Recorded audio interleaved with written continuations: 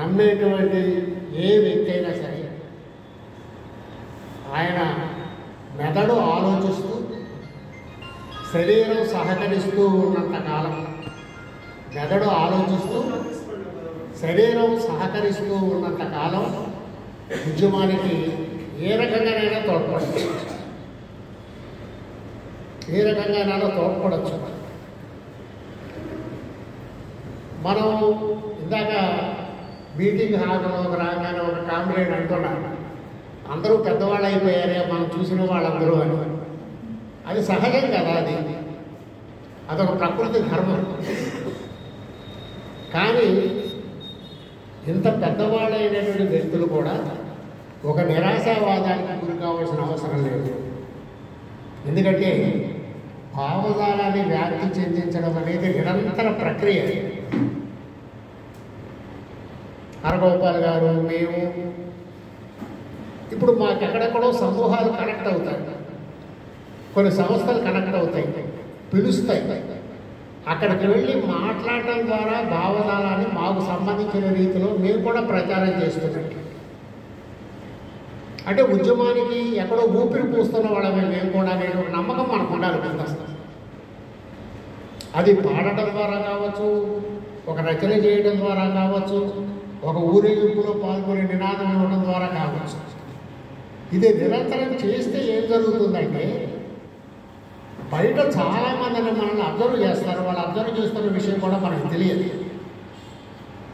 వాళ్ళు మన ఆచరణని, మన జీవితాన్ని, మన మాటల్ని వింటారు, మనం రాసిన దాన్ని చదువుతారు. వీళ్ళలో ఎక్కడో చోట కనెక్ట్ అయ్యే వాళ్ళు ఉంటారు మన భావజాలంతో, మన ఉద్యమంతో. కాబట్టి నాకు 60 ఏళ్ళు వచ్చినాయి, 70 ఏళ్ళు వచ్చినాయి కాబట్టి అస్త సన్యాసం చేస్తారని కూర్చుంటే మీ ద్వారా కనెక్ట్ అయ్యే వాళ్ళని ఉద్యమం నుంచి దూరం చేస్తుంది. అట్లాంటి ఆశావాదం మనలో ఉండాలనేది నా ఆలోచన. అంటే భావజాలాన్ని నేను బతికున్నంత కాలం ముందుకు తీసుకువెళ్తాను. దానివల్ల తక్షణ లాభాలు కనపడతాయా కనపడవనేది వేరే విషయం.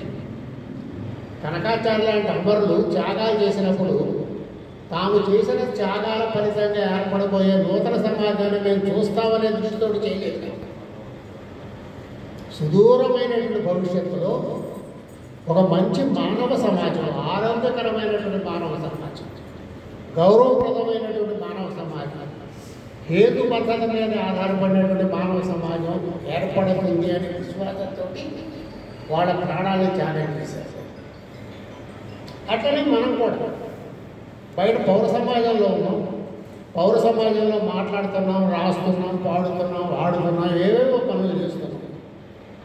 ఇవన్నీ కూడా ఎక్కడో చోట ఉద్యమానికి కొంతమందిని కొత్త వాళ్ళని తీసుకొస్తాయి, లేదు కనీసం మనలో కొత్త ప్రేరణనిస్తాయి మనకైనా.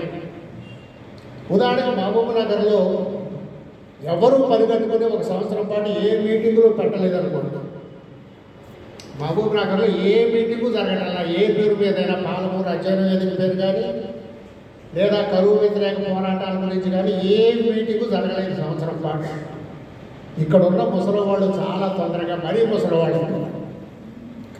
అది శరీరాన్ని, మనసుని రెండింటిని కూడా దెబ్బతీస్తుంది. ఈ స్పృహ, ఈ చైతన్యము మనలో ఎప్పుడు కలుగుతుంది అంటే మనకు ఒక తాత్విక చింతన ఉంది. అక్కడ మొదలెట్టవచ్చుకున్నా నేను ఉపన్యాసాన్ని. జీవన తాత్వికత అన్నాడు కదా, మన భావజాలం మనకు అందించేటువంటి చైతన్యం. అందుకు మనిషికి భావజాలం కాదు, మనిషికి తాత్విక చింతన కావాల్సింది. అందుకోసం రైతు విత్తనం వేస్తాడు, పంట మొలకెత్తుతుంది, బాగా డబ్బులు వస్తాయి. 3 ఏళ్ల పాటు విత్తనం వేస్తే పంట మొలవడం. 4వ ఏడాది వేస్తాడా వేయడా రైతు? వేస్తాడు. అది నా ప్రకృతి ధర్మం, నా సహజ ధర్మం అనుకుంటాడు. అట్లనే మనం చేసే పనులు కూడా భావజాలం అనే విత్తనాలను వెదజల్లడం. ఆ వెదజల్లే విత్తనాల్లో కొన్ని మొలకెత్తుతాయి, కొన్ని మొలకెత్తాయి. కొన్ని తాత్కాలికంగా మొలకెత్తచ్చు, కొన్ని శాశ్వతంగా మొలకెత్తచ్చు, కొన్ని వెంటనే మొలకెత్తచ్చు, కొన్ని దీర్ఘకాలం తర్వాత మొలకెత్తచ్చు. ఎప్పుడు మొలకెత్తినా వాటి వల్ల ఉపయోగం ఉన్నది విప్లవోద్యమానికి. మనం విత్తనాలు నాటడమే మానేస్తే ఏమవుతుంది? ఈ మొత్తం బీడు భూమిగా మారిపోతుంది. అక్కడ మనకి మనిషికి తాత్వికత లేదా భావజాలం అనేది మనిషికి ఒక ఆలంబననిస్తుంది, తన మీద తనకు నమ్మకం ఇస్తుంది, తాను చేసేది ఉద్యమం పట్ల తనకు ఒక ఆశావహ దృక్పథానికి అందుకు తాత్వికత అవసరం అనేది నా దృష్టి. సరే, ఏమిటి తాత్వికత, ఏమిటి భావజాలం, ఏమిటి? తాత్వికత అనేది తత్వశాస్త్రంతో రిలేట్ అయినటువంటి వ్యవహారం. మనందరము ఫిలాసఫీ గురించి చాలా చదువుకున్నాం, పాఠాలు విన్నాం, మాట్లాడతాం, చాలా చేస్తాం. ఒక సిస్టమేటిక్గా ఒక క్రమమైనటువంటి పద్ధతిలో, శాస్త్రీయమైనటువంటి హేతుబద్ధమైనటువంటి పద్ధతిలో, సరైనటువంటి వాస్తవాలను అధ్యయనం చేసేటువంటి రీతిలో కొన్ని నిర్ధారణలకు రావడమే తత్వశాస్త్రం. అదే ఫిలాసఫీ ఇంగ్లీష్. ఆ తత్వశాస్త్రంలో నుంచి రూపొందించింది ఒక భావశాస్త్రం. తత్వశాస్త్రాన్ని ఒక ఆర్థిక రంగానికి, ఒక సాహిత్య రంగానికి, ఒక సాంస్కృతిక రంగానికి, ఒక రాజకీయ రంగానికి అన్వయించి చేసినటువంటి పరిశోధనలో నుంచి రూపొందిందే భావజాలం. దాన్నే మనం ఇంగ్లీష్లో ఐడియాలజీ అంటాం. ఇది చాలామందికి ఉన్న ఒక దురభిప్రాయం ఏంటంటే, తాత్వికంగా ఆలోచించటం అనేది ఎవరో కొద్ది మందికి మాత్రమే సాధ్యమయ్యే విషయం, అది ప్రజలది కాదు. ఎవరో కొంతమంది గిఫ్టెడ్ పర్సన్స్ ఉంటారు. దేవుడు భగవంతుడు వాళ్ళకి మెదడుని తాత్వికంగా ఆలోచించేటువంటి ఒక మెదడు తయారు చేసి పంపిస్తాడు భూమి మీదకి. వాళ్ళు తత్వవేత్తలు ఉన్నారు. వాళ్ళు అందించేటువంటి తత్వాన్ని లేదా వాళ్ళు ఇచ్చేటువంటి భావజాలాన్ని ఏది మనం నమ్మితే దాన్ని మన జీవితానికి అన్వయించుకొని ఆచరణలోకి తీసుకువెళ్ళే ప్రయత్నం మనం చేస్తాం. కాబట్టి అట్లా ఉండేవాళ్ళు అతి కొద్ది మంది. మనమందరము కేవలం అనుయాయులమే అని చెప్పేటువంటి అభిప్రాయం చాలామంది ఉంటుంది. కానీ నిజానికి ప్రతి మనిషి ఏదో ఒక రీతిలో తత్వవేత్త. అందరికంటే తొలి తత్వవేత్త ఎవరో అంటే ఏమీ చదువుకోకుండా, పుస్తక జ్ఞానం లేకుండా, రాయడానికి లిపి, మాట్లాడటానికి భాష లేకుండా 6 మైళ్ళలో మంచం మీద పడుకుని రాత్రిపూట ఆకాశాన్ని చూసి, ఆ ఆకాశంలో కనబడేటువంటి నక్షత్రాల సమూహాన్ని చూసి కేవలం ఆనందించడమే కాకుండా సునిశ్చితమైనటువంటి పరిశీలన దృష్టితోటి ఆ నక్షత్రాలకు ఒక రూపం ఉన్నది, అన్ని నక్షత్ర సమూహాలు ఒకే రకంగానే, వాటి స్థానాలు కూడా మారుతున్నాయి. ఇది ఒక ఉత్సుకతను వాళ్ళలో పెంపొందిస్తే అక్కడి నుంచి ఎందుకు ఈ స్థానాలు మారుతున్నాయి, నక్షత్రాల స్థానాలు ఎందుకు మారుతున్నాయి, ఆ మారే క్రమంలో చుట్టూ ఉండే వాతావరణంలో ఏం మార్పులు వస్తున్నాయి, ఆ వాతావరణం తాము చేసేటువంటి వ్యవసాయంలో ఎలాంటి మార్పులు తీసుకొస్తున్నాయి, ఇవన్నీ ఆలోచించినటువంటి వాడు మొట్టమొదటి తత్వవేత్తలు. వాళ్ళ పేర్లు మనకు తెలియవు, వాళ్ళ కాలాలు మనకు తెలియవు, వాళ్ళ ఊళ్ళు మనకు తెలియవు, వాళ్ళ కృషి అంతా ఆన్ రికార్డ్. మనకి తత్వవేత్తలు అంటే ఒక ప్లేటో పేరు, సోక్రటీస్ పేరు, అరిస్టాటిల్ పేరు, ఒక మ్యాకియావెల్లీ పేరు, రకరకాల పేర్లు తెలుస్తాయి. కానీ ఒక ఖగోళ శాస్త్రానికి, వ్యవసాయ శాస్త్రానికి, ప్రకృతి శాస్త్రాన్ని అధ్యయనం చేసినటువంటి ఊరు పేరు లేని తత్వశాస్త్రవేత్తలు ఎలా తత్వశాస్త్రవేత్తలు కాగలిగారు? వాళ్ళకేమి తత్వశాస్త్రవేత్త కావడానికి ఒక ఫార్మల్ ట్రైనింగ్ తీసుకోవాలి, శిక్షణ పొందిన తత్వశాస్త్రవేత్తలు. మరి ఎట్లా తత్వశాస్త్రవేత్తలు కాగలిగారు వాళ్ళు? వాళ్ళలో ఉండేటువంటి కొన్ని గుణాలు, వాళ్ళలో ఉండేటువంటి కొన్ని స్వభావాలు. ఏమిటా స్వభావాల గుణాలు? దేన్నైనా నిశ్చితంగా పరిశీలించండి. అంటే ఎపియరెన్సెస్ మీద ఆధారపడి నిర్ణయాలు తీసుకోకుండా, అంటే మన కంటికి ఏదైతే కనపడుతున్నదో కేవలం అది మాత్రమే వాస్తవం అనే దృష్టి ఉండదు వాళ్ళకి. చాలా విషయాలు మన కంటికి కనపడతాయి. కంటికి కనపడవన్నీ నిజాలని మనం అనుకుంటాం. కానీ ఒక చోట ఒక వాక్యం చూసి మీ కళ్ళే మిమ్మల్ని మోసం చేస్తుంది అని. మీ కళ్ళే మిమ్మల్ని మోసం చేస్తాయి అంటే అందుకని ఇంగ్లీష్లో డోంట్ గో బై అపియరెన్సెస్ అంటారు.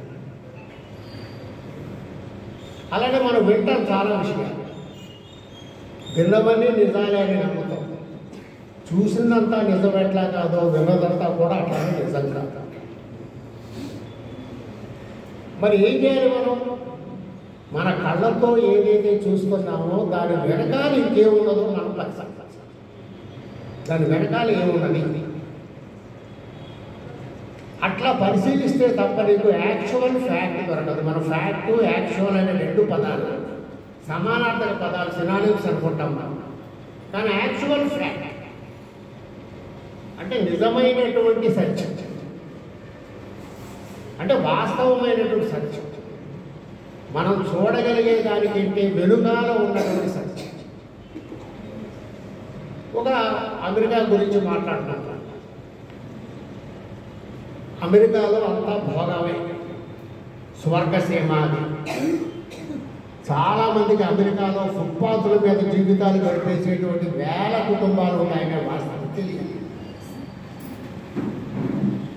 మనం ఏమనుకుంటామంటే అమెరికాలో అపారమైన సంపద ఉన్నది, అందరూ కోటేశ్వరులే, లక్షాధికారులే, వాళ్ళకి పేదరికం ఉండదు, ఆరుబయలో పడుకోవటం ఉండదు, నిరుద్యోగం ఉండదు, అడుక్కోవటం ఉండదు, ఇవేమీ ఉండవు అనుకుంటాం. కానీ అలా జీవితాన్ని గడిపేట వాళ్ళు అమెరికన్ సమాజంలో కూడా లక్షల సంఖ్యలో ఉన్నారు. అది ఎప్పుడు తెలిసింది మనకి? ఎపీరియన్స్ని బట్టి కాకుండా అమెరికన్ సమాజం గురించి కొన్ని ఊహలు ఏర్పాటు చేసుకుంటాం మనం. దాని గురించి వెళ్ళి వచ్చిన వాళ్ళు చెప్పడం ద్వారా కానీ, దానికి సంబంధించినటువంటి కొన్ని కథలు, కొన్ని వాస్తవాలు తెలుసుకోవడం ద్వారా కానీ వాస్తవం ఎక్కడ ఉన్నదంటే దానికి వెనకాల ఉన్నది. కాబట్టి ఎపియరెన్సెస్ మీద ఆధారపడకుండా సత్యాన్ని పరిశోధించడం ద్వారా తెలుసుకోవడం అనేది తత్వశాస్త్రానికి కావలసినటువంటి ఒక షరతు. తత్వశాస్త్రానికి కావలసినటువంటి షరతు.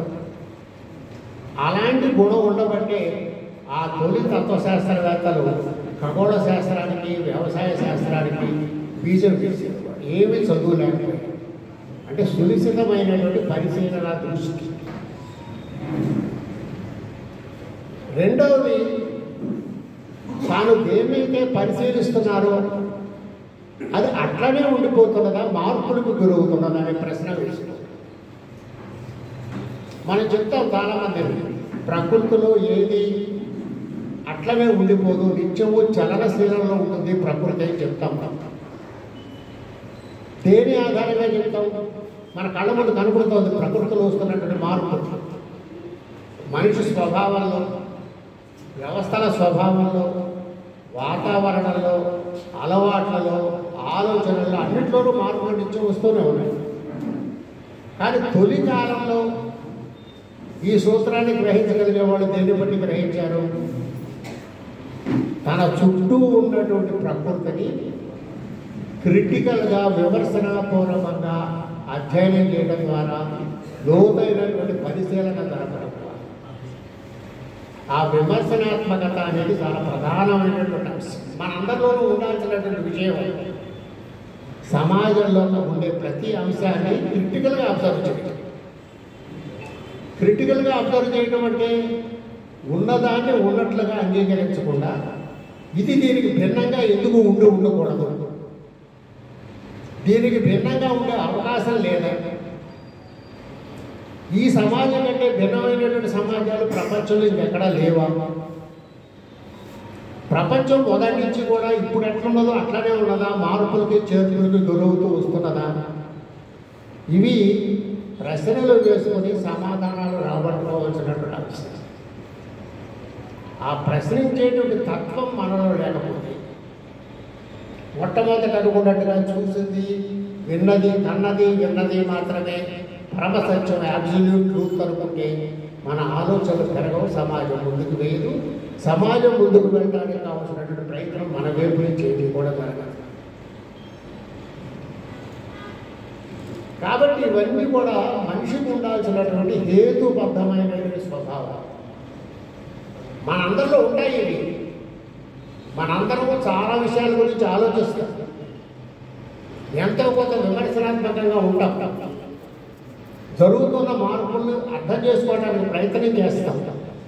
సమస్య ఎక్కడ వస్తుందంటే ఎక్కడో చోట దాన్ని ప్రారంభించి ఎక్కడో చోట దాన్ని ముగిస్తాం, కొనసాగించాం, కంటిన్యూటీ ఉండదు.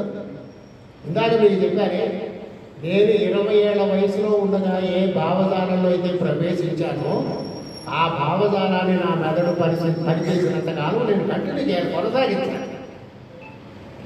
నేను ఆ పని చేయను. ఉద్యోగం నుంచి రిటైర్ అయిపోయిన మరుసటి రోజు ఆ భావజాలం నుంచి కూడా రిటైర్ అయ్యాను. ఇంకా అయిపోయింది నా పని, ఏముంది, నా పెన్షన్ జీవితాన్ని అనుభవించగలరు అనుకుంటా.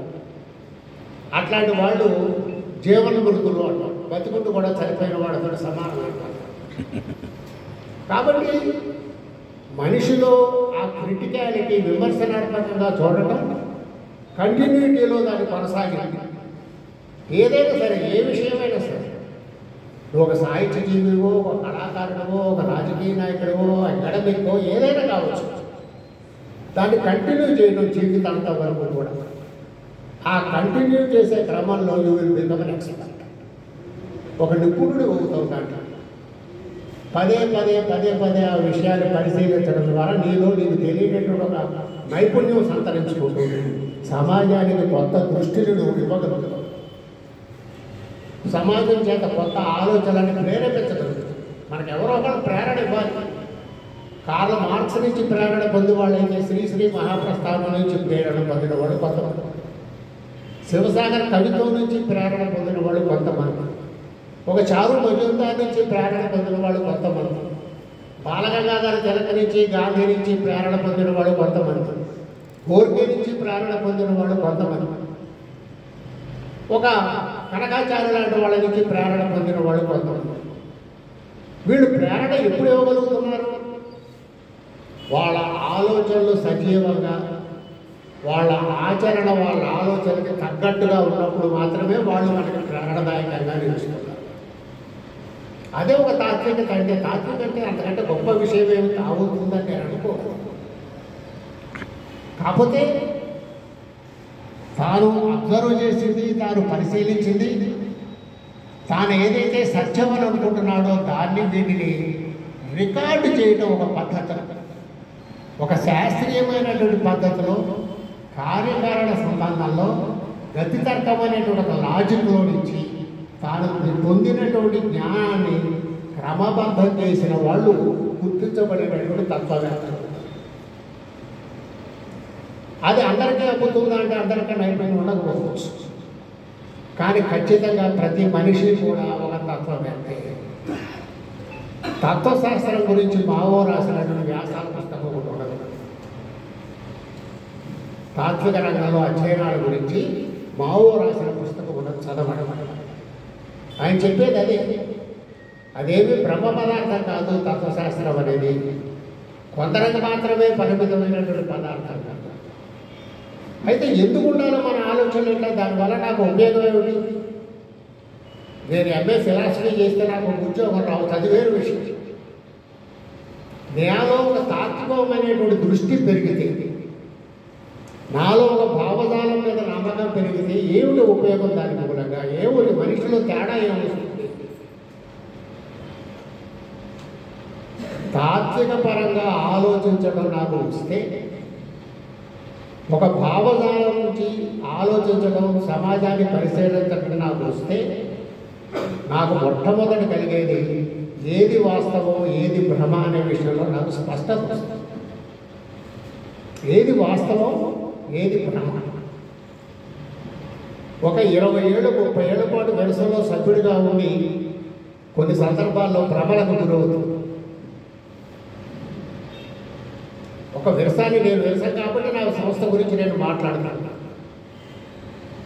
మరి నేను కమ్యూనిస్టు మార్క్సిజం ఆలోచన విధాన్ని నమ్మాను, అయినా భ్రమకు ఎందుకు గురవుతారు?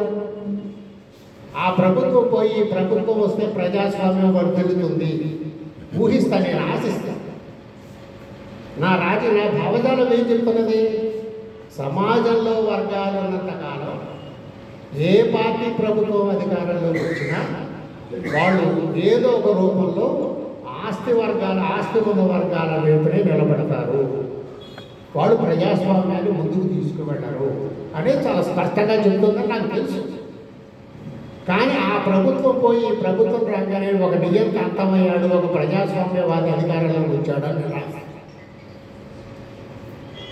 మరి అప్పుడు దాకా నేను నమ్మినటువంటి భావజాలం ఏమైంది అంటే, నేను నమ్మినటువంటి భావజాలం నాకు స్పష్టతనివ్వాలి. చాలామందికి ఈ సిద్ధాంతాల పట్ల ఉండేది ఇష్టం, సిద్ధాంతాల పట్ల ఆపేక్ష, ఈ సిద్ధాంతం ప్రజలకు ఉపయోగపడుతుందనే ఒక నమ్మకం. కానీ ఆ సిద్ధాంతాన్ని తన జీవనానికి అన్వయించుకోవాలి. అది జీవన తాత్వికత. మనం మార్క్స్ చెప్పిన దాంతో అంగీకరిస్తాం.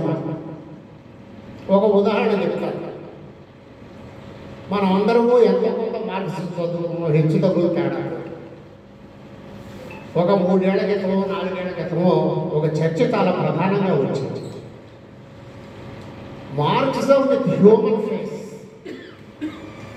మార్క్సిజం విత్ హ్యూమన్ ఫేస్ అంటే మార్క్సిజానికి ఒక మానవీయమైన ముఖం ఉండేటట్టుగా చూడాలి అని. ఇక్కడ ఒక వైవిధ్యం ఉన్నది. మార్క్సిజమే అత్యంత మానవీయ శాస్త్రం. కమ్యూనిస్టులే మానవుల్ని ప్రేమించేది. ఎంతగా ప్రేమిస్తారంటే వాళ్ళ కోసం తాము అన్ని వదులుకుని ప్రాణత్యాగం చేసేటంతగా ప్రేమిస్తారు. ఆ కమ్యూనిస్టులు దేశ సిద్ధాంతం మార్క్సిజం. చర్చ ఏం చేస్తున్నారు మేధావులు? మార్క్సిజం అనేది ఒక మానవీయ దృక్పథాన్ని కలిగించాలి, ఒక హ్యూమన్ ఫేస్ కలిగించాలి. అలా కలిగిస్తేనే అందరూ మార్క్సిజం వైపుగా వస్తారు, లేకపోతే వెళ్ళిపోతారు. మరి ఎట్లా తగిలించాలి దీన్ని? ఎట్లా తగిలించాలి ఒక మానవీయ మొహాన్ని మార్క్సిజానికి? అంటే వాళ్ళు ఏమన్నారంటే సింపుల్గా, కమ్యూనిస్టు సిద్ధాంతంలో అన్నీ బాగున్నాయి, ఒక్క విషయం మాత్రం బాగుంది. ఏమిటంటే శ్రామిక వర్గ నియంతృత్వం, డిక్టేటర్షిప్ ఆఫ్ ది ప్రొలెటేరియట్. ఏం చెప్తుంది మార్క్సిజం? విప్లవం విజయవంతమైన తర్వాత శ్రామిక వర్గం చేతుల్లోకి అధికారం వచ్చిన తర్వాత అక్కడ ఏర్పాటు కాబోయే ప్రభుత్వం యొక్క స్వరూపం శ్రామిక వర్గ నియంతృత్వం అని చెప్తుంది. దానికి వివరణ కూడా చాలా స్పష్టంగా ఇచ్చారు. శ్రామిక వర్గ నియంతృత్వం అంటే ఏమిటి? శ్రామిక వర్గ నియంతృత్వం అంటే 100కి 80% ఉండే శ్రామిక వర్గానికి స్వేచ్ఛ లభిస్తుంది, 100కి 20% ఉండేటువంటి దోపిడీ వర్గానికి స్వేచ్ఛ ఉంటుంది. ఇన్ని సంవత్సరాలు అయిన తర్వాత ఒక కొత్త మేధావి వర్గం ఏముంటుందంటే, అసలు ఆ నియంతృత్వం అనే మాట వినగానే మధ్యతరగతి మన నుంచి దూరం అయిపోతుంది. కాబట్టి ఏమనాలి? శ్రామిక వర్గ ప్రజాస్వామ్యం అనమని ఒక ప్రపోజల్ వచ్చింది. ఒక చర్చలో నేను కూడా పాల్గొన్నాను. శ్రామిక వర్గ ప్రజాస్వామ్యం నియంతృత్వం అనే మాట తీసేస్తే నేను 2 ప్రశ్నలు అడిగేవాళ్ళం. సరే తీసేద్దాం, పోనీ తీసేసేవాళ్ళం మనం కాదు కదా, మార్క్స్ చెప్పిన విషయం అది తీసేస్తాం అయినా సరే మన డాక్యుమెంట్. నిజంగానే మీరు అనుకున్నట్టు భారతదేశంలో ఉండే మధ్యతరగతి వర్గంలో కమ్యూనిజం పట్ల ఆసక్తి కలుగుతుందని గ్యారెంటీ ఏమైనా ఉందా? ఒక పక్కేమో కమ్యూనిజం వచ్చి ఆస్తులు రద్దు చేస్తున్నదని చెప్తా ఉన్నాం, రెండో పక్కేమో శ్రామిక వర్గం నియంతృత్వం కాదు, ఇది ప్రజాస్వామ్యం అంటారు. ప్రజాస్వామ్యం అనగానే వాళ్ళు ఏమనుకుంటారు? పాత రాజకీయ పార్టీలనే ఉంటాయి, ఎన్నికల వ్యవస్థ ఇక్కడనే ఉంటుంది, వాళ్ళలో ఒక కమ్యూనిస్టు పార్టీ కూడా ఉంటుందని కదా వాళ్ళు అనుకునేది. అదే నా మార్క్స్ చెప్పింది, అది కాదు కదా మార్క్స్ చెప్పింది. అలాంటి గవర్నమెంట్ ఏర్పడితే నిజంగా ఆస్తి హక్కుని రద్దు చేయడం, ఒక సుదూరమైనటువంటి భవిష్యత్తులో వర్గాలు రద్దు కావడం అనేది జరగడానికి అవకాశం ఉంటుందా? ఉండదు. అంటే శ్రామిక వర్గ నియంతృత్వం అనేది ఒక నిశ్చితార్థమైనటువంటి మాట. దాని వెనకాల ఒక ఆలోచన, ఒక తాత్వికత ఉన్నది. ఆ తాత్వికతని సరైన మార్గంలో ప్రజల దృష్టికి మనం తీసుకువెళ్ళటంలో విఫలమయ్యాం. మనం ఎక్కడ విఫలమయ్యామో ఆలోచించుకోకుండా ఒక సిద్ధాంతంలో ఉండే ఒక మాట తీసేస్తే మనం సక్సెస్ అవుతాం అనుకోవడం ప్రమాదం. ఎందుకు వస్తుంది ఇలాంటి విచికిత్స అంటే భావజాలం మన మనసుల్లోకి సింక్ కాకపోతే, ఒక తాత్విక చింతనని కేవలం మనం ప్రచారం చేస్తూ ఆ చింతనని మన జీవితానికి అన్వయించుకోకపోతే, అది కీలకమైన విషయం. జీవితానికి అన్వయించుకో. నేను నాస్తికుడిని, అదొక భావజాలం. ఆ నాస్తికత్వ భావజాలాన్ని నా జీవితానికి నేను అన్వయించుకోవాలి. ఎక్కడో నాలో మూల ఏమో వినాయకుడు ఉన్నాడేమో, ఇంట్లో మారుమూల గదిలో వినాయకుడు బొమ్మ పెట్టుకొని పూజ చేసి బయటకు వచ్చి నాస్తికత గురించి మాట్లాడచ్చని నేను అనుకుంటే, కాబట్టి మనకి ఆ సందేహం రానివ్వదు. ఫిలాసఫీ అనేది ఆ సందేహానికి తావునివ్వదు, స్పష్టతనిస్తుంది. తావు మనం ఇంతకాలము మన కళ్ళ ముందు కనబడుతున్నాడు దాన్ని ప్రజాస్వామ్యం ప్రజాస్వామ్యం అని మనమే ప్రచారం చేసింది. నిజానికి దాన్ని ఏమని ఉండాల్సింది? మనం బూర్జువా నియంతృత్వం అని అని ఉండాల్సింది. మనం ఆ బూర్జువా నియంతృత్వం అనే మాట అనకుండా బూర్జువా ప్రజాస్వామ్యం అన్నాం. ఆ తప్పును సవరించుకోవడం పోయి శ్రామిక వర్గ నియంతృత్వ స్థానంలో శ్రామిక వర్గ ప్రజాస్వామ్యాన్ని పెట్టాలని మనం మేధావి వర్గం ఒకటి కోరుకుంటాం. కాబట్టి ఇలాంటి విపరీతపు ధోరణులు, విపరీతపు ఆలోచనలు, అస్పష్టత, ఊగిసలాట, వీటన్నిటికీ కారణం మనం ఏ సిద్ధాంతాన్ని అయితే నమ్ముతున్నామో, ఏ తాత్వికతనైతే నమ్ముతున్నామో, ఆ తాత్వికత ఎలాంటి ఆలోచన పద్ధతిని, పరిశీలనా పద్ధతిని మనకు అందించిందో దాన్ని మనం సింక్ చేసుకోకపోవటం, మనలో భాగం చేసుకోవటం. ఏం చెప్పింది కమ్యూనిజం? చారిత్రక దృక్పథంతో ఆలోచించమని. వర్తమానానికి, ఘటానికి, వర్తమానానికి, భవిష్యత్తుకి మధ్య ఉండే సంబంధాన్ని ఖచ్చితార్థక దృష్టితో పరిశీలించమని. సమాజంలో విలువలు కానీ, ఆదర్శాలు కానీ ఏమైనా భౌతిక పదార్థం మీద ఆధారపడదే, ఇది ప్రధానమని ఆలోచించడం. సమాజాన్ని మార్చే క్రియ మనిషి చైతన్యంతో మొదలవుతుంది.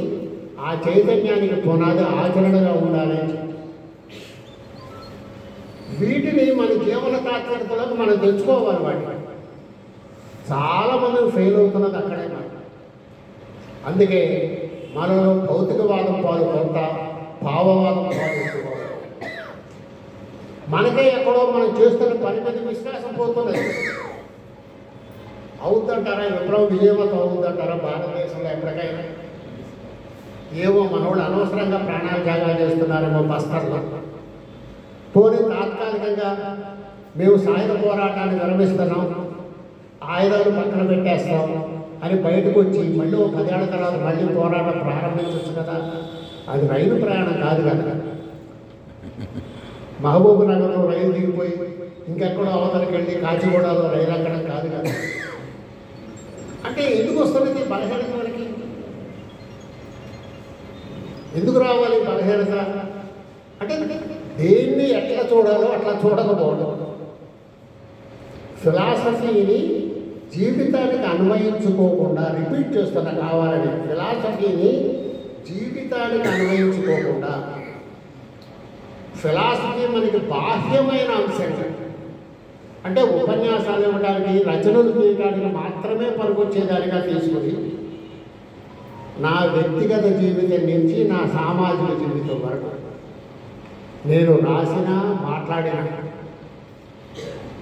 నా పిల్లల్ని పెంచడం, నా సహచరితతో నేను వ్యవహరించడం, నా రాజకీయ ఆలోచనలు, నా సామాజిక ఆలోచనలు, సాంఘిక ఆలోచనలు, ఈ ఆచరణ మొత్తం ఆ ఫిలాసఫీ చేత నిర్ధారించబడాలి. అప్పుడు మాత్రమే నేను కమ్యూనిస్టుని అవుతాను అనేటువంటి ఆలోచన మనకు లేకపోవటం వల్ల ఆ స్పష్టత పోయి, అస్పష్టత పోయి, గందరగోళం. యూరో కమ్యూనిజం మీకు అందరికీ తెలుసు. యూరోప్లో వచ్చినప్పుడు కొత్త ఆలోచన అంటే కమ్యూనిజం సంస్కరించబడాలి. చాలా విచిత్రమైన ఆర్గ్యుమెంట్ ఏమంటున్నారంటే ప్రతిదీ మార్పుకు గురవుతుంది, మార్పుకు గురి కానిది ఏది ఉండదని మీరు అంటారు కదా, మార్క్సిజం ఎందుకు మారకూడదు అని అంటున్నారు. నిజమే, మార్క్సిజం కూడా మారుతుంది. ఎట్లా మారుతుంది? అది స్థల కాలాల అవసరాలను బట్టి మారుతుంది, కాంటెక్స్ట్ని బట్టి మారుతుంది.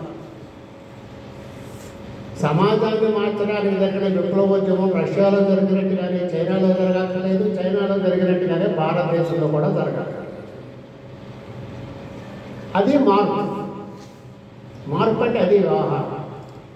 కాబట్టి మార్పుకి ఎవరు భిన్నం కాదు, మార్పుకి వ్యతిరేకం కాదు. కానీ నీ అవసరాలకు అనుగుణంగా దాన్ని మార్చుకోవడం, నీ అవసరాలకి నిన్ను కాపాడుకోవడానికి అనుగుణంగా మార్చుకోవడం, అది కాదు కదా అర్థశాస్త్రం. తాత్విక దృష్టి అంటే ఒక నిర్ధారణ. ఇంగ్లీష్లో ఒక మాట ఉన్నది, ఒపీనియన్స్ మే చేంజ్. ఒపీనియన్ అంటే అభిప్రాయం మాత్రమే. నా అభిప్రాయం ఇవాళ ఒక రకంగా ఉండొచ్చు, రేపు ఇంకో రకంగా ఉండొచ్చు. మా చలసాని ప్రసాద్కి ఉప్మా అంటే చాలా ఇష్టం, మిగతా టిఫిన్లు అన్నీ పనికిరాని అంటాడు. కానీ చలసాని ప్రసాద్ ఒపీనియన్ కొంతకాలం తర్వాత మారే ఉప్మా కాదు చపాతీ ఇష్టమని అనొచ్చు. అవి ఒపీనియన్స్ అయితే వాటిలో స్థిరత్వం ఉండదు. నాకు ఒక రంగు అంటే ఇష్టం, తర్వాత రంగు కాదు ఇంకో రంగు అంటే ఇష్టం, అది నా ఒపీనియన్. అది ఒక భావజాలానికి సంబంధించిన విషయం కాదని. నేను కమ్యూనిస్టుని కాబట్టి ఖచ్చితంగా ఎర్ర రంగు దుస్తులే ధరిస్తానని అనాల్సిన అవసరం లేదు. కమ్యూనిస్టు దేశాల్లో అన్ని ఇళ్ళకి ఎర్ర రంగే వేయాలని అక్కడ ఉండదు. ఎందుకంటే కమ్యూనిజం వైవిధ్యాన్ని కూడా చెప్తుంది, కమ్యూనిజం వైవిధ్యాన్ని కోరుకుంటుంది. కాబట్టి సమస్య అంతా ఎక్కడ అంటే ఏదైతే మార్పుకి మార్పుని సహజంగా భావిస్తుందో ఆ రంగాలను వదిలిపెట్టేసి చిన్న చిన్న విషయాల మీద దాన్ని అన్వయించుకుంటున్నాం. అందుకే మనలో గందరగోళం. యూరో కమ్యూనిజం వచ్చి మానవీయ మొహం ఉన్నటువంటి ఒక కమ్యూనిస్టు సిద్ధాంతం తయారు కావాలి అంటే కమ్యూనిజంలో కొన్ని సంస్కరణలు తీసుకురావాలి. సంస్కరణలు తీసుకొస్తే ఏమవుతుంది? అంతిమంగా నీ దృష్టి అదేనా? నీ లక్ష్యం సమాజాన్ని ఏర్పాటు చేయడమేనా? వర్గాలు లేని సమాజాన్ని నెలకొల్పడమేనా? కాదా? అదే మౌలికమైన ప్రశ్న. నువ్వు ఇంకా మిగతా ఏమైనా చెప్పుగా నీ ఆచరణ అటువైపుగా ప్రయాణిస్తున్నదా లేదా అంటే బలమైనటువంటి తాత్విక చింతన మనకి స్పష్టతనిస్తుంది, మనకి మార్గాన్ని కూడా చూపుతుంది. ఒక్కోసారి మనం క్రాస్ రోడ్స్లో కూరుకుపోతాం, ఒక జంక్షన్లోకి వచ్చి కూరుకుపోతాం. ఎటు నడవాలి నుంచి కుడివైపుగా ఎడవైపుగా ముందుగా వెనక ఎటైతే మనకు గమ్యం వస్తుంది అనేటువంటి గందరగోళం మనలో పడుతుంది. అలాంటి క్రాస్ రోడ్స్లో మనకి కలిగేటువంటి గందరగోళం నుంచి బయటపడేయడానికి కూడా మన భావజాలమే మనకు ఉపయోగపడుతుంది. భావజాలం it is like torch light. Mao చాలా సులువుగా చెప్పాడు ఆ విషయం. ఒక విప్లవోద్యమాన్ని స్టార్ట్ చేశారు, మీరు చేయాలి, విముక్తి చేయాలనే కర్తవ్యంతో ప్రారంభమయ్యారు. దానికి ఒక సరైనటువంటి మార్గం కావాలి కదా, మీరు రక్షించారట. ఈ మార్గం మంచిదనుకుని కొంత దూరం ప్రయాణం చేసిన తర్వాత అంతూ ధైర్యం లేకుండా పోయింది. అక్కడి నుంచి ఏం చేయాలి? మళ్ళీ ముందుకు వెళ్ళడమా, వెనక్కి రావడమా, పక్కకి సాగడమా, ఎటు వెళ్ళినా ఎట్లా వెళ్ళాలి, ఇంకా అంతరాయాలు రావని ఉన్నది గ్యారంటీ ఏమైనా ఉన్నదా? కాబట్టి తత్వశాస్త్రము లేదా తాత్విక పరిశీలన దృష్టి ఇలాంటి క్రాస్ రోడ్స్లో మన జీవితంలో ఎదురైనప్పుడు ఇది వ్యక్తులకు సంబంధించిన విషయం మాత్రమే కాదు, ఇది ఉద్యమాలకు సంబంధించిన విషయం. ఉద్యమాలు కూడా కొన్ని క్రాస్ రోడ్స్లోకి వస్తాయి. ఇప్పుడు ఉద్యమ పరిస్థితి మరి అదే కదా, క్రాస్ రోడ్స్. ఏమంటున్నారు చాలామంది? మీ మూలంగా ఆదివాసులు చనిపోతున్నారు, మీ మూలంగా ఆదివాసులు చనిపోతున్నారు, మీ మూలంగా దళితులు చనిపోతున్నారు. ఒక 15 ఏళ్ల క్రితం ఏమొచ్చింది విమర్శ? మీరందరూ అగ్రకులాల వాడే విప్లవాలు చేస్తున్నారు, కానీ ఆదివాసులు దళితులు లేరు మీలో. వాళ్ళ కోసం కదా విప్లవం చేయాల్సింది, వాళ్ళు లేరు విప్లవంలో అన్నారు. ఇప్పుడు వాళ్ళు చనిపోతున్నారు మీ మూలంగా. ఇంకా ఏమంటున్నారు? మీరు చనిపోతే పెద్ద ఎత్తున నివాళి సభలు జరుగుతున్నాయి, ఆదివాసులు చనిపోతే అక్కడ ఏమీ జరగట్లేదు. ఇట్లాంటి విమర్శలు వచ్చినప్పుడల్లా ఊపిసలాటకు గురవుతారు చాలామంది, గందరగోళ పడిపోతారు. నిజమే కదా ఇది చెప్తున్నదంతా కరెక్ట్, వినటానికి నిజంగానే కనపడుతుంది, వినడానికి చాలా సముచితమైనటువంటి వ్యవహారంగానే న్యాయబద్ధమైనటువంటి వ్యవహారంగానే కనపడుతుంది. కానీ దీనికి ఒక మొదలు, ఒక మధ్యం, ఒక తుది ఉన్నాయి కదా. ఈ సమాజం ఈ స్థితికి రావడానికి కారణం ఏంటి? ఆ విమర్శలు చేస్తున్న వాళ్ళు చేస్తున్న విమర్శల వెనకాల ఉన్నటువంటి వాళ్ళ ఆలోచన, ఎటువైపు మనల్ని డ్రైవ్ చేయడానికి వాళ్ళు ప్రయత్నం చేస్తున్నారు. మనం ఒక లక్ష్యాన్ని సాధించడానికి ప్రారంభించి మనల్ని వాళ్ళు ఆ లక్ష్యానికి చేరే మార్గం నుంచి పక్కకు పడించే ప్రయత్నం చేస్తారు. పాలకవర్గాలు ఏం చేస్తారే, మనల్ని కోఆప్ట్ చేసుకోవడానికి ప్రయత్నం చేస్తారు, తమలో భాగం చేసుకోవడానికి ప్రయత్నం చేస్తారు. మేము కూడా గిరిజనులకు చాలా అభ్యున్నతి కోసం చాలా కృషి చేస్తున్నాం, చాలా చట్టాలు చేస్తున్నాం కదా, నిజమే చేస్తున్నాం. కానీ అవి అంతిమంగా ఎవరికి ఉపయోగపడుతున్నాయి? వనరుల మీద ఎవరి ఆధిపత్యానికి ఉపయోగపడుతున్నాయి? ఆ మౌలికమైన ప్రశ్నలు వేసుకోనంత కాలం మనకి తత్వశాస్త్రం పట్టదు. తాత్వికత అంటే మౌలిక ప్రశ్నలు వేసుకోవాలి. రాజీవ్ గాంధీ చెప్పే దాంట్లో ఎంత నిజం ఉన్నది, అమిత్ షా చెప్పే దాంట్లో ఎంత నిజం ఉన్నది, ఎన్నికల కమిషన్ చెప్పే దాంట్లో ఎంత నిజం ఉన్నది? ఒక వైపు నిజం ఎక్కువ ఉండొచ్చు, ఒక వైపు నిజం తక్కువ ఉండొచ్చు. కానీ అంతిమంగా ఇవన్నీ ఏదో ఒక రకంగా పాలక వర్గానికి సంబంధించినటువంటి స్థితి, యథాతథ స్థితిని నిలబెట్టడానికి పనికి వచ్చింది మాత్రమే. కానీ మనం వాటిలో కొట్టుకుపోతున్నాం. నేను అనేది వాటిని కూడా మనం క్రిటికల్గా అబ్జర్వ్ చేయాల్సిందే. ఒక ఎన్నికల సంఘం మీద రాహుల్ గాంధీ చేస్తున్నటువంటి ప్రచారం ఉన్నది. పార్లమెంటరీ వ్యవస్థ ఎంత భ్రష్టు పడుతుందో చెప్పడానికి మనం వాడుకుంటాం, కానీ ఆయన దానికి వాడుకుంటాం. ఇప్పుడే ఎన్నికల వ్యవస్థ ఇట్లా అయిందనే దాంతో ప్రారంభిస్తాడు. కాంగ్రెస్ పార్టీకి అనుకూలంగా ఉండే ఓట్ల వల్ల ఓట్ల పేర్లు లిస్టు తొలగించబడ్డాయి కాబట్టి పోయినసారి ఎన్నికల్లో కాంగ్రెస్ పార్టీ ఓడిపోయిందని మాత్రమే మాట్లాడతాడు. కానీ కమ్యూనిస్టులుగా మనం ఎక్కడైనా సరే ప్రపంచంలో వర్గ సమాజం ఉన్నంత కాలము ఇదే జరుగుతూ ఉంటుంది. అయినా ఈ సమాజంలో నియంతృత్వానికి వ్యతిరేకంగా ఎవరు ఆ రాయి వేసినా దాన్ని మేము సమర్థిస్తాం. కాబట్టి ఎన్నికల కమిషన్ చేస్తున్నటువంటి అక్రమాలని మనం ప్రజాదరణ తీసుకొస్తాం. అక్కడ కాంగ్రెస్ పార్టీ ఉద్యమాన్ని వ్యతిరేకించాల్సిన అవసరం లేదు. మీరందరూ ఇంతే, నువ్వు అధికారంలోకి వచ్చినా ఇంతే కదా అని అనాల్సిన అవసరం లేదు. అది మన మనసులో ఉండాలి. ఆ లిమిటేషన్స్ ప్రజలకి చెప్పేటప్పుడు దాన్ని స్పష్టంగా చెప్పగలం. ఎందుకంటే జనం నమ్ముతారు. వీటిని వాళ్ళు ఏమనుకుంటారు, కాంగ్రెస్ పార్టీ గొప్ప ప్రజాస్వామ్య పార్టీ. నిజమే. మరి మన వరంగల్లో సభకు ఎందుకు పర్మిషన్? పైగా అక్కడ వార్తల్లో సీతక్క పేరు కూడా ఉందని ఇందాక కాంప్రేట్ చెప్పారు. ఉన్నా కూడా పోలీసులు ఎందుకు ఇవ్వలేదు పేరు? వాడ మంత్రే కదా. దాన్ని అర్థం చేయించాలి మనం. అక్కడే మనకి తాత్వికతను స్పష్టతనిచ్చే విషయం.